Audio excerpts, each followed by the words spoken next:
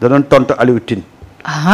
mu ne ko Macky Sall après toutes les pertes en vies humaines et les emprisonnements d'opposants, de journalistes et d'activistes qui ont marqué son régime, devenait je ne sais par quel lobby secrétaire général de l'ONU. Cela serait un échec pour toi-même et tous les défenseurs des droits de l'homme. waaw. mais loolu moom mooy dëgg. kii de xas na ko de.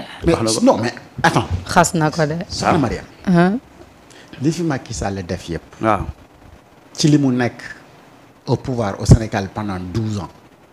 ci répression, torture, emprisonnement, bafouer les droits des hommes. mais kii ci par magie mu nekk secrétaire général de l'ONU mais loolu mooy gàcce képp ku mos di xeex les droits humains. waaw. loolu gàcce képp ku wax ne yow da nga mos a nekk droit de l'hommiste nga. les droits de l'hommiste dañu war a toog bakk ndaar ne lii du mos a am ci àdduna parce que ki gën a bafouer les droits des uns des autres Macky Sall la tudd ci emprisonnement de journalistes.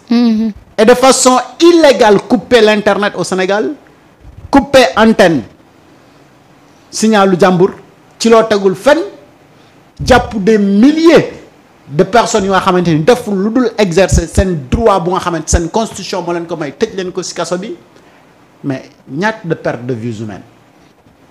on parle de 80 et quelques. Fulbert Sambou, Didier Badji, Mankabou, ne serait-ce que ça mu xew ci kanamu Macky Sall.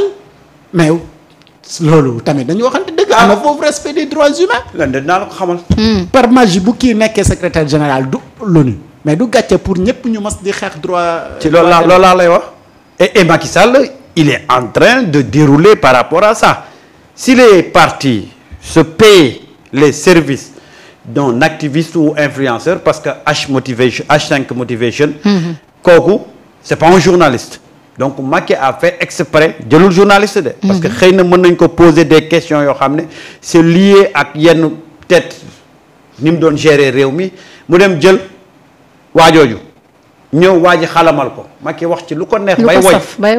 bay woy je rappelle que le gars là il a plus de 2 millions et quelques d'abonnés un peu partout donc moom dafa nekk di refaire image am Macky ci loolu la nekk en vue de mën a briguer poste secrétaire général bu Nations Unies benn il est en train de dérouler. mais dama ne Macky Sall bu demee ba àgg fii suñu autorités dañ ko seetaan ñun sénégalais dañ ko seetaan. gis nga tey Macky Sall il faut mu am un élan boo xam ne sénégalais yi ñoo koy jël. internationaliser le combat ni muy defaree image am. ñun sénégalais yi noonu la ñu war a yàqee image am. organiser des manifestations image am mais vraie image am la ñuy war a. voilà def xoolal wane son xoolal wane image am vrai. gis nga combat bi. wax naa ko fi waxaat ko. c'est un combat de tout un peuple. ñun Tchadiens yi gënuñu déterminé Tchadiens yi bi ñuy démarrer ils avaient démarré par un petit groupe ñuy demander à ce que Hissène Habré soit jugé. mu nekk des années de combat finalement ils ont eu gain de cause tey Macky Sall ça nécessite une mobilisation internationale des pétitions des marches pour que ñu extrader ko juger ko Macky Sall ne peut pas se lever un bon matin di kokkali sénégalais yi may wax mu naan day refaire ay images am c'est-à-dire qu'il est en train de se jouer des Sénégalais quoi et moi venant de Macky Sall ça ne me surprend pas parce que Macky Sall n'a jamais eu de respect pour les Sénégalais n'a jamais eu de respect tey ñun Sénégalais ñoo war a jógaat montrer véritable image yu Macky Sall.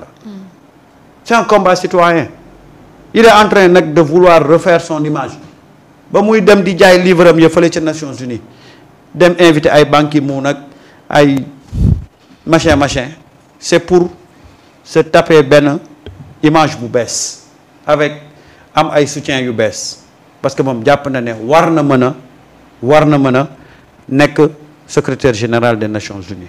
gis naa ko fenn nag mu ne je pourrais être candidat ci secrétaire général Nations Unies si phrase boobu rek laa gis. si waaw le si Sénégal waaw mottali si ko le Sénégal le propose. mottali ko xam nga il peut pas être candidat sans pour autant que Sénégal propose ko wala dans l'espace en tout cas ouest africain. te loolu nag je pense que ni moom mooy tey li muy ñàkk mën a am la proposition du Sénégal parce que le Sénégal quand même du mën a proposer Macky Sall vu li mu fi def yëpp dañu waxante dëgg rek man nag ca wéy ba laa am problème. pampa ca wéy ba laa am problème. xam naa ne fa nga jëm. pilon pampan femme debout couscous soit prêt. foog couscous pare mu lekk moom daal faaw rek am lu pare mu lekk lii rek moo ma jaaxal ci wéy bi. ak pampan bi fetal li la. waaw pilon pampan. waaw femme debout couscous soit prêt. foog dara pare rek mën a lekk. mais Macky Sall ban problème la am ak couscous ak lu muy lekk. amul problème mu couscous de moom daa yaakaar. moom li fi nekk yëpp mu war ko wax ci réew mi ak mu war ko war a mën a wéy. il faut que couscous soit prêt. mais ndeysaan yàlla nag moom kéem taanam rek la yor. femme debout nañu yem ci femme debout kan mooy Adji Sarr c'est femme. est-ce qu'elle s'est debout? elle s'est jamais tenue debout correctement. pour réussir le combat de Macky Sall. hey Macky Sall laisse femme tranquille toi aussi. femme fi mu ne nii laisse couscous tranquille. ni mu utiliser de moom baaxul.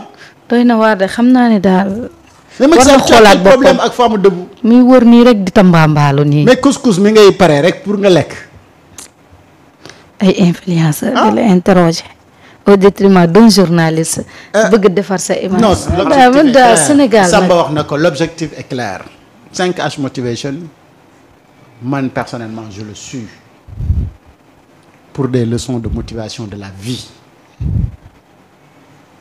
Alors maintenant si aujourd'hui Macky Sall se permet de faire un podcast avec lui et combien ça lui a coûté et lan la daf na ko je te fais le privilège de te donner nga nekk premier lecteur de sama livre mais ça c'est révélateur. xam nga c'est assez révélateur ah. nee na ko yow yaa am privilège yu njëkk a lire sama livre.